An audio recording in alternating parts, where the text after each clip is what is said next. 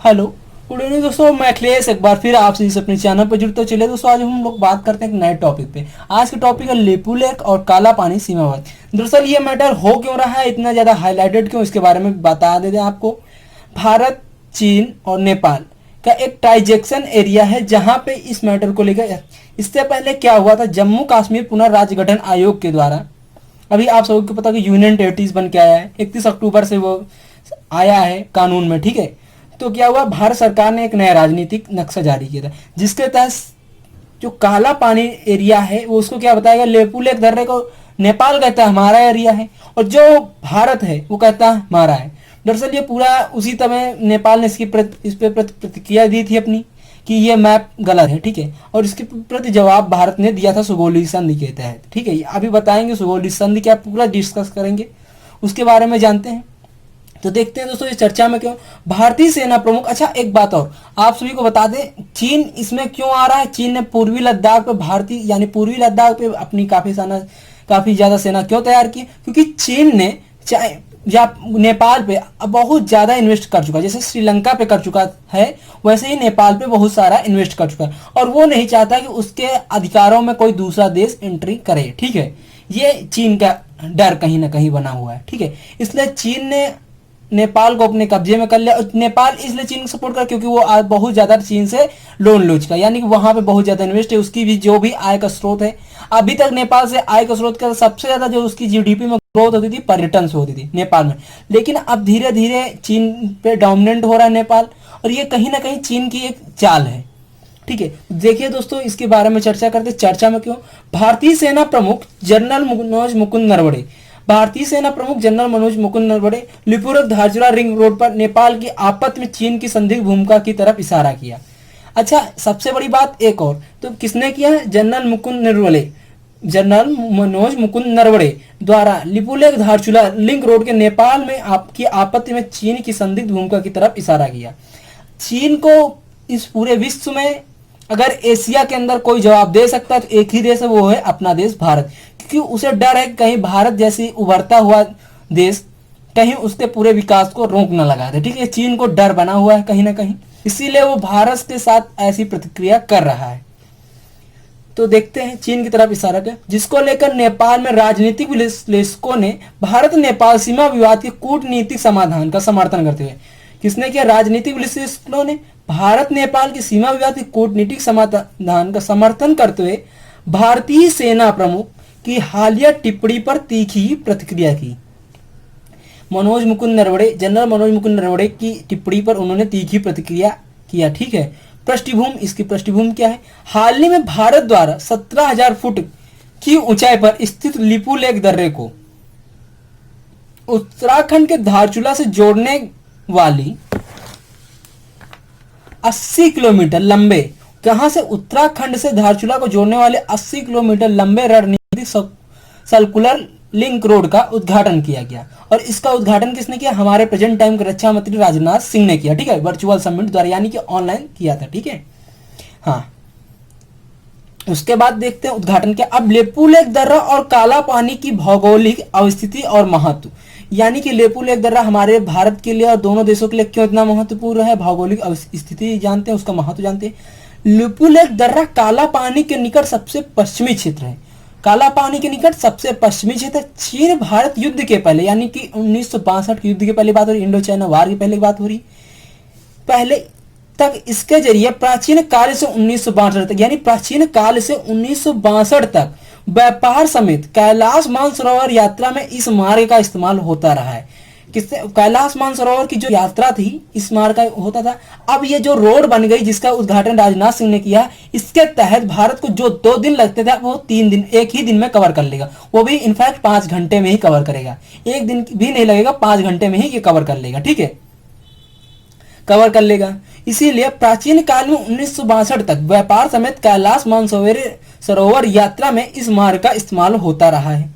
पुनः 1900 जब युद्ध हुआ भारत चीन का, उसके बाद यह व्यापार रुक गया था। पुनः 1991 1991-92 में लिपू लेक दर्रे को व्यापारिक मार्ग को खोल दिया। क्या हुआ कि व्यापारिक मार्ग को इसके फिर से खोले, कौन से, लिपू लेक दर्रे को व्यापारिक मार्ग को कब खोले, 1991 1992। फैक्ट आपको कंफर्म करने, क्योंकि जब आपको स्टेटमेंट कथन पर विचार करने के लिए आएगा तब आपको ईयर्स के फैक्ट यानी कि बहुत इंपॉर्टेंट होंगे। अगर एक अभी यहाँ 81 कर दिया जाए तब आपको कहीं आप गलत ना कर बैठे, इसलिए आप फैक्ट वाइज चलें, ठीक है, आप फैक्ट कंफर्म करते चलें। उसके बाद काली नदी का उद्गम स्थल, ठीक है, काली नदी का उद्गम स्थल वाले काला पानी 372 वर्ग किलोमीटर में फैला एक महत्वपूर्ण सामरिक इलाका है। काला पानी 372 कितने एरिया में फैला, 372 किलो वर्ग एरिया में फैला एक महत्वपूर्ण सामरिक इलाका है, ठीक है। काली नदी का उद्गम स्थल वाले काला पानी 372 वर्ग किलोमीटर में फैला एक महत्वपूर्ण सामरिक इलाका है। इससे भारत चीन और नेपाल का ट्रांजैक्शन भी कहा जाता है। क्या कहा जाता है? भारत चीन और नेपाल का ट्रांजैक्शन कहा जाता है, क्योंकि यहां से तीनों देशों की सीमा आपस में जुड़ती है, ठीक है। भारत इसे जहां उत्तराखंड के पिथौरा जिला है का हिस्सा मानता है, वही नेपाल इसे धारचूला जिले का हिस्सा बताता है। भारत कहां बताता है? पिथौरा का जिला बताता है, यानी काला पानी जो पिथौरागढ़ का हिस्सा है, लेकिन जो नेपाल उसे धारचूला जिले का हिस्सा बताता है। चीन हिमालय क्षेत्र में प्रभाव बनाने के लिए अंधाधुंध निर्माण कार्य कर रहा है, और इनफैक्ट चीन ने अभी जो माउंट एवरेस्ट है उसकी कुछ ऊंचाई चोटी पे जाके एक 5G नेटवर्क लगा दिया, ताकि वो अपने एरिया को, आसपास के जितने भी एरिया को अच्छी तरीके से देखरेख कर सके। ये चीन की एक चाल है, ठीक है, जिससे यहाँ चीन की सेना की बहुत मजबूत पकड़ हो गई है। पकड़ बहुत मजबूत है, चीन की सेना की मजबूत पकड़ हुई, क्योंकि वहां पे उसके साथ सैटेलाइट के साथ साथ काफी ज्यादा चीजें हो गई हैं, ठीक है। चीन नेपाल के बढ़ते प्रगाढ़ संबंध के बीच चीनी सेना पर नजर रखने एवं सैन्य संतुलन स्थापित करने के लिए इस क्षेत्र का बड़ा रणनीतिक महत्व है। भारत के लिए क्यों रणनीतिक महत्व? क्योंकि ये एरिया अगर भारत से छूट जाएगा, ऐसा होगा नहीं। अगर एक सपोज दैट अगर हो गया तो फिर क्या होगा कि ये जो भारत है, चीन अपने अंदर से कुछ भी कर सकता है, लेकिन भारत की सेना ने मुंहतोड़ जवाब दिया और ऐसा होगा नहीं। हम भारत के वासी अपने देश को बचाने के लिए कुछ भी कर सकते हैं, ठीक है। तो देखते हैं महत्व है क्या नेपाल का दृष्टिकोण। नेपाल के इस बारे में पूरी दृष्टिकोण बताते हैं।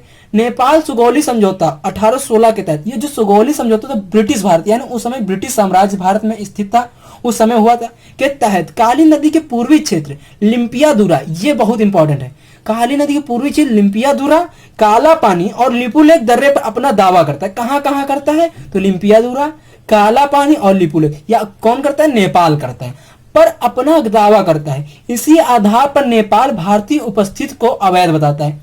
नेपाल क्या बताता है? इसी आधार पर आपकी जो उपस्थिति है यहाँ पे ये अवैध, आपका कोई हक नहीं है। लिपुलेख दर्रे धारचूला लिंक रोड के साथ साथ जम्मू कश्मीर पुनर्गठन राज्य के कानून के उपरांत नई राजनीतिक नक्शा पर भी नेपाल ने आपत्ति जताई। जैसा मैंने आपको वीडियो स्टार्ट होते ही बताया था, वही बात यहाँ पे बताई गई कि जैसा जैसा भारत सरकार ने एक नया नक्शा जारी किया था राज्य गठन के बाद जम्मू कश्मीर के, उसके बाद ही नेपाल ने अपनी आपत्ति जताई थी। क्या है सुगौली संधि? नेपाल और ब्रिटिश इंडिया के बीच 1816 ईस्वी में क्या हुआ था? सुगौली संधि। किसके बीच? नेपाल और ब्रिटिश, उस समय का जो ब्रिटिश साम्राज्य यानी ब्रिटिश भारत के बीच इस संधि हुई थी। इस संधि के तहत काली नदी यानी महाकाली नदी जो कहा नेपाल में के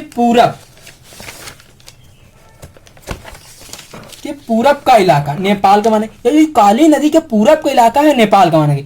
इसके अलावा सुगौली संधि के तहत ही गंडक नदी को भारत नेपाल के बीच का सीमा माना है। किस नदी को भारत नेपाल की सीमा माना? गंडक नदी। कई बार क्वेश्चन पूछा गया, यूपीएससी, यूपीपीसीएस, ठीक है, और यूपी ट्रिपल एस, इन तीनों में क्वेश्चन आ चुका है। किस नदी को माना जाता है? गंडक नदी को माना जाता है। भारत नेपाल के बीच की सीमा माना गया है, जहां काली नदी की कई धाराएं के अलग अलग उद्गम स्थल है। जो काली नदी है उसकी कई धाराएं उसके अलग अलग स्थल होने से, उद्गम स्थल होने से, वही गंडक नदी का धारा का प्रभाव बदलने से क्या हो रहा है? धीरे धीरे गंडक नदी जो है पश्चिम की ओर शिफ्ट होती जा रही। वो धारा प्रभाव बदलने से नदी भारत और नेपाल को सीमा को लेकर विवाद कायम है। इसी के तहत भारत और नेपाल के बीच सीमा का विवाद कायम है। तो दोस्तों ये सेगमेंट आपको समझ में आएगा। आई होप बहुत अच्छी तरीके से मैंने समझाने की कोशिश की। अगर समझ में आए प्लीज कमेंट बॉक्स में बताएं, और प्लीज हाँ पूरा वीडियो जरूर देखा करें ताकि आपको सारे डाउट क्लियर हो जाए। थैंक यू दोस्तों, बाय, गुड नाइट, जय हिंद दोस्तों, बाय बाय।